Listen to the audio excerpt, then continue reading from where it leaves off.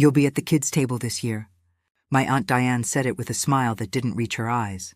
She looked at me like I should be grateful just to be included. This was the same Thanksgiving dinner I had arranged. The same event where my connection, a two-Michelin-star chef, was flying in as a personal favor to me. Good enough to deliver a celebrity chef, not good enough to sit with the adults. What do you do when family wants your connections but not your presence?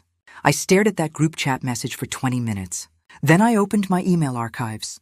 I had every text, every email, every receipt that would make her regret those words. She had no idea what she just set in motion. Drop a comment. Where are you watching from and what time is it? Hit like if you've ever been underestimated by family. And subscribe because this story is just getting started. Let me back up. I'm the black sheep in a family that measures worth by country club memberships and job titles they can brag about at cocktail parties. While they climbed corporate ladders, I went to culinary school. They called it playing with food. I worked my way through as a line cook, paid my own tuition, built a career as a food consultant and restaurant critic. They dismissed every achievement until they needed a reservation. Can you get us into that new place downtown? Do you know anyone famous? I kept my head down, saved screenshots, archived emails, because when you grow up being gaslit, you learn. Receipts don't lie. One person treated me differently, Chef Laurent. I'd written an honest review of his flagship 3 years ago. Not a puff piece. Real critique, real praise. He respected that. We became friends, collaborated on pop-up menus. He valued my palate, my opinion. He saw me as a peer. My family still introduced me as the one who works in restaurants. I should have seen Thanksgiving coming. But hope dies hard when it's family. You keep thinking this time will be different. You keep thinking maybe if you prove yourself one more time, they'll finally see you. I was wrong. 8 weeks before Thanksgiving, my phone rang. Aunt Diane, sugary voice, urgent. Sweetheart, I need your help. I'm hosting Thanksgiving this year, and it needs to be special. I'm inviting some very important people from the club.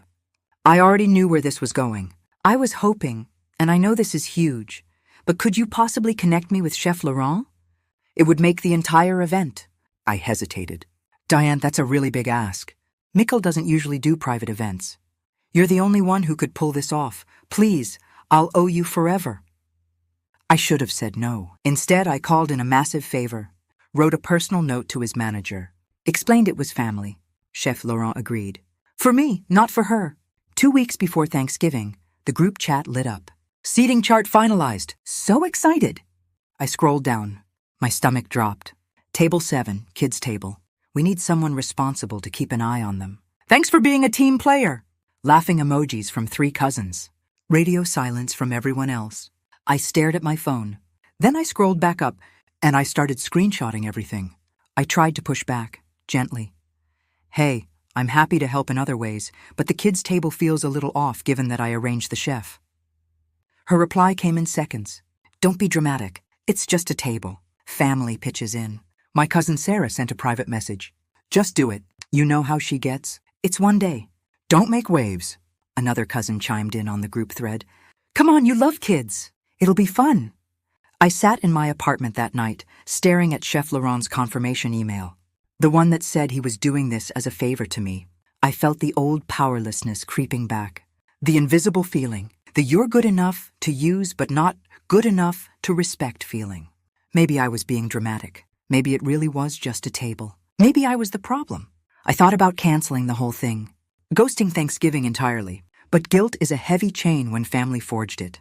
Then I opened my email archives, and I remembered exactly who I'd become. I wasn't that powerless kid anymore. I pulled up the original email thread, the one from 8 weeks ago. Subject line, please help, Chef Laurent request. I'm on my knees. Chef Laurent would make this the event of the decade. You're a miracle worker. I scrolled further. Another message, 2 days later. I'll make sure everyone knows this was your connection. You'll sit right next to me at the head table. I promise. There it was. In writing, head table. Guest of honor. I kept digging. A text from week 6. This is going to change everything for us. You're the only family member who's made something of themselves in that world. And then, the week after Chef Laurent confirmed, the tone shifted. Suddenly the messages got shorter, colder. Great, he's confirmed. I'll handle the rest. No more thank yous. No more promises. Once she had what she needed, I became disposable again. I created a folder on my desktop, labeled it Thanksgiving Receipts, dragged every email, every text screenshot into it. That was receipt number 1. But I wasn't done digging. Aunt Diane ramped up her performance.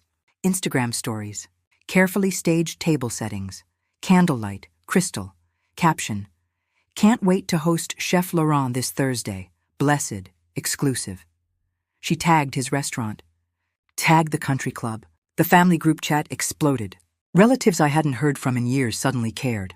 "Diane, this is incredible. How did you manage this?" She soaked it in. "Oh, you know. I called in a few favors. It's all about relationships." I watched it happen in real time. She was erasing me from the story. I sent one more private message. "Diane, can we talk about the seating? I'd really like to be at the main tables." Her response was ice. "If you're going to be difficult, maybe you shouldn't come at all. We'll manage." There it was. The threat. Show up, sit down, shut up, or be exiled. My cousin called me that night. Don't embarrass her in front of her friends. She's worked really hard on this. Worked hard. I almost laughed. 72 hours to go. She thought my silence was surrender. She was wrong. The next morning, my cousin Sarah forwarded me something. "I thought you should see this." It was a screenshot. A private message thread between Aunt Diane and one of her country club friends. My hands shook as I read it. Honestly, the chef thing? That was all me. My connections. My nephew just likes to take credit for everything. Nephew? She didn't even get my gender right. It got worse. They're kind of the family charity case. I'm doing them a favor, even including them. And then the line that made my blood run cold. Kids' table is perfect. They can't do any damage there. I sat with that for a long time. Charity case. Damage control. Then I checked my own files. I found the booking contract. The one Chef Laurent's team had sent me. Subject line. Confirmation. Private event for. And then my full name. Client of record. Me. The contract writer had a clause.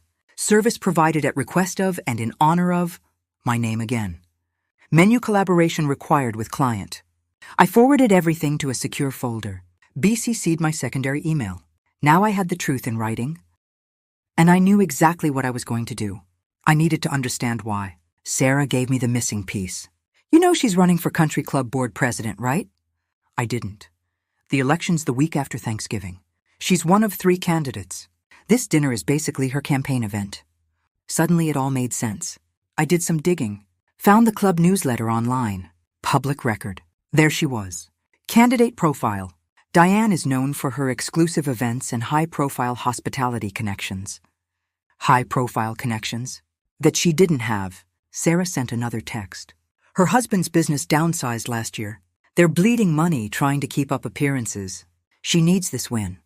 The board presidency came with networking access, business opportunities, social capital she could leverage. This dinner wasn't about family.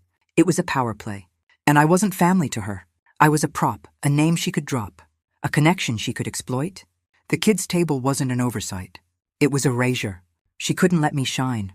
Couldn't risk her friends knowing the truth, that her high-profile connections came from the family charity case. I closed my laptop. I didn't need revenge. I just needed to stop being her prop. I made my decision in the quiet of my kitchen. I would go to Thanksgiving.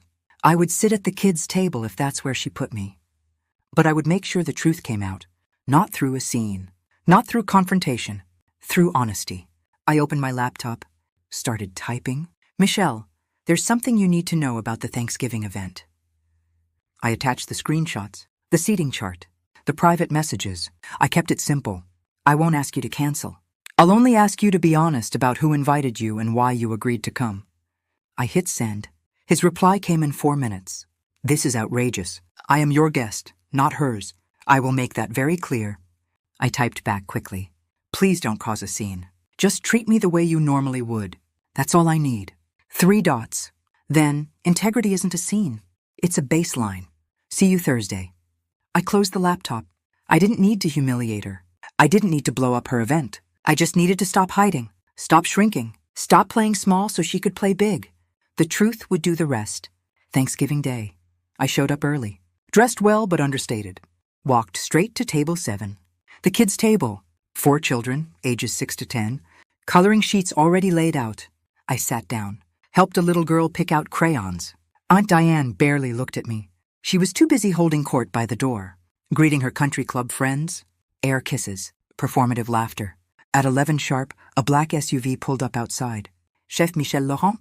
Diane practically sprinted to the door. Chef Laurent? I'm Diane. I'm so thrilled you could make my little event.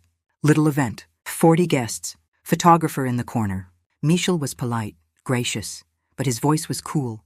Of course. Where is your niece? Not, where should I set up? Not, show me the kitchen.